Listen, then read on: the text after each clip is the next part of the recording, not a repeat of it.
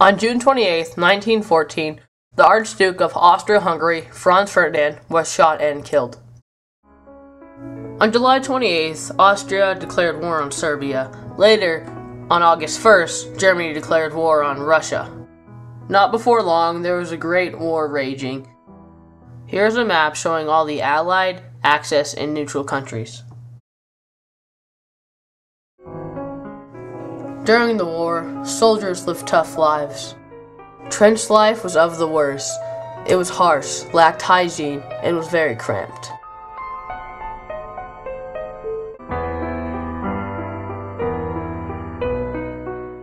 On November 11, 1918, Germany signed an armistice with the Allies. This document ended World War I. Some estimate that 16.5 million lives were lost during the war. Even though the war was over, the devastation and consequences of the war were still evident. World leaders did not want another horrible war, so U.S. President Woodrow Wilson, French leader Georges Clemenceau, and British Prime Minister David Lloyd George and many other political figures met in Paris on January 18, 1919 to draw up a peace settlement. Each had very different ideas of what to do about the central problem of Germany. Clemenceau, like most Frenchmen, knew what he wanted out of the peace: revenge, reparations for the damage the French had suffered, and guarantees that a similar war would never, could never happen again. In contrast, Woodrow Wilson appeared to promise a just and lasting peace, not punishment. Surprisingly, it was Lloyd George who fought most strongly for German interests at Versailles. Behind him was a public elated by victory, but eager for revenge. The Prime Minister appeared to share their opinion, but really had no time for those who wanted to destroy Germany. What mattered to him was that Germany should be made stable and allowed to recover her strength as a trading partner.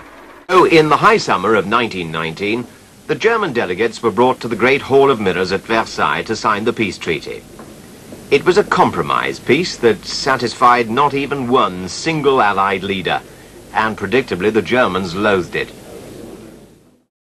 One outcome of the Treaty of Versailles was the League of Nations, which has evolved into the United Nations. The League of Nations was an international meeting place to solve international problems, with negotiation instead of war. President Woodrow Wilson came up with Article 1 through 30 of the treaty. It states how the League of Nations is to be made. The first meeting was held in 1920. There were 42 founding members. The U.S. never joined the League because Congress feared it would drag America into more foreign wars. However, the United States did join the United Nations. Initially, Germany and the Soviet Union were not invited to be members, although Germany did eventually join in 1926.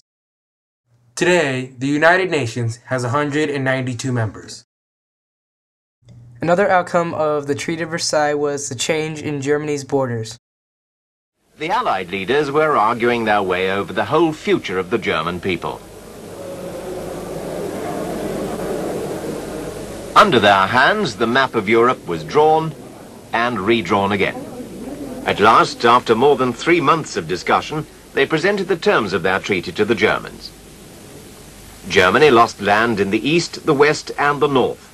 In the east, the most important of those losses was the wide strip of territory given to the newly independent Poland, separating East Prussia from the rest of Germany. While on the west, France took back the provinces of Alsace and Lorraine, and was also given the right to mine coal in the Saar, an area placed under League of Nations control for 15 years. To protect France, Germany was forbidden to station soldiers in the Rhineland, an area which was to be occupied by Allied troops until 1935. It was not only the loss of territory which Germany resented, but also the fact that Czechoslovakia and Poland now contained large numbers of Germans. And as if to add insult to injury, the treaty forbade German-speaking Austria to unite with Germany. The treaty contained 440 articles, but the major issues concerning Germany can be summarized by the following. The drafting of military personnel was prohibited. Germany's army was limited to 100,000 officers. the Navy reduced to a few small ships. Submarines were not allowed and Air Force was banned. Restrictions were placed on the manufacture and importation of war material. Germany was forced to accept responsibility for starting the war and the losses and damages as a result of the war. This was Article 231, also known as the War Guilt Clause. One article stated that Germany had to pay for the damages of the war. In 1923, the German government decided it could not afford to pay reparations. As a result, France and Belgium sent troops into Germany to take what they believed they were owed. German money lost almost all its value through hyperinflation. A huge pile of 100,000 German marks had the same value as just $1 US. Germans blamed these troubles on the Treaty of Versailles. Germany was left crippled and helpless. This made it easy for dictator Adolf Hitler to come to power.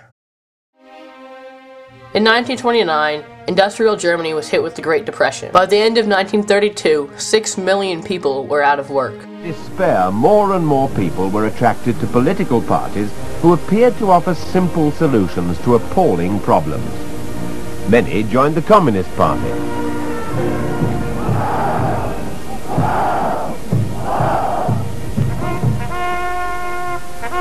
There were others who marched under the banner of the Nazis, a party looking for scapegoats to attack. Hitler, their leader, gave them targets: communists, Jews, democratic politicians. His stormtroopers, the SA, carried the battle into the streets and beer halls. Chaos and violence suited Hitler's purpose. The more turmoil in the streets, the more the Germans would be likely to vote for a strong leader. Meanwhile, Hitler took care to appeal to all sections of German society. For the workers, he had one message. Nicht die intellektuellen Schichten haben mir den Mut gegeben, dieses gigantische Werk zu beginnen. Sondern das kann ich sagen, den Mut habe ich nur gefasst, weil ich zwei Schichten kannte, den Bauer und den deutschen Arbeiter. During 1930 and 1932, the Nazi Party financed 3 massive elections. In May 1928, the Nazi Party was just one of several small parties in the Reichstag, the German parliament, with only 12 seats. However, in September 1930, they increased that number to 107 seats. Then, in July 1932, they increased to 230 seats. This made them the largest party in the parliament. But then in November 1932, they dropped back down to 196. It looked like Hitler's bid for power had failed. However, he was saved by the respected hero, President Hindenburg. On January 30th, 1933, he appointed Hitler Chancellor of Germany. Becoming Chancellor of Germany gave Hitler full control of the government. Back in April 17th, 1923, Hitler gave a speech denouncing the Treaty of Versailles. The 3 main points Hitler made in this speech was setting aside the peace treaty, unification of all Germans, and land and soil to free our nation. Not before long, all of Germany was filled with Nazis. And so, on September 1st, 1939, Germany invaded Poland. This was the official start of World War II.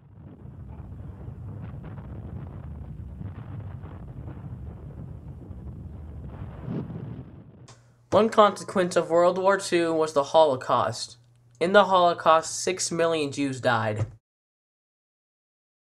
So, the Treaty of Versailles had many successes, such as the League of Nations. Today, the United Nations has 192 members that solve global problems daily.